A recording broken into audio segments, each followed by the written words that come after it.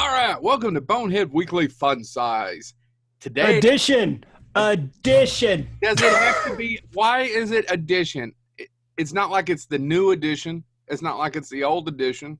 And Lord knows we just subtract from good taste. Oh, I get it.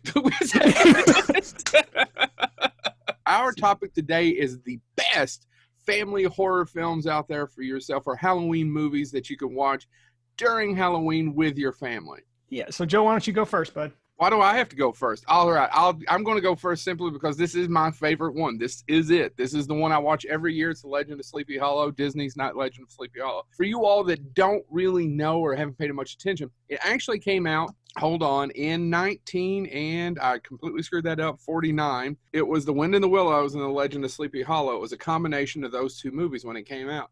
Now, over the last 80 years, people still watch The Wind in the Willows, but by far, The Legend of Sleepy Hollow, narrated by the late, great Bing Crosby.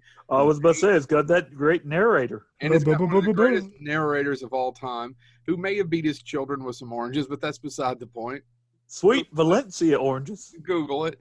It's one of my favorite Disney properties I've ever seen. I still love it. We've watched it many, many times when we do our Halloween-a-thon, right? I can't say enough about it. I'm going to show it to my child this year. I think I showed it last year. He wasn't paying attention. This year, let's hope it scares the bejesus out of him. You know, I was thinking about this, and I really did have trouble because in my family loves to watch Hocus Pocus, and we've talked about that before, so I don't want to beat that dead horse. So I want to throw out one that doesn't necessarily get a lot of attention, isn't hugely well known anymore. But I think Monster House deserves some credit because it's got a really good movie. It is, and it's creepy as hell. Yeah, I don't. And know. It works. I was going to say it works. Children level, yeah. A lot. I mean, literally, my kids when they first watched it when they were younger, the kite goes in the house, and then my daughter just goes, "You go ahead and turn that off." You turn it off. Monster House. If you've never seen Monster House, it actually kind of has a sweet story to it too. So if you've never seen Monster House, give it a shot this Halloween with your family.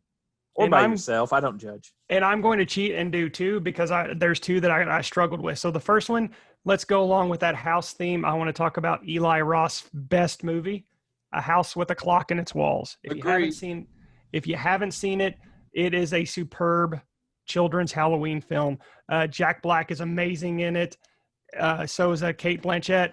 It's worth the watch if you haven't seen it. It kind of came and went. And I feel like people are still not talking about it. Hopefully, as we progress in age, it will get a little more popular.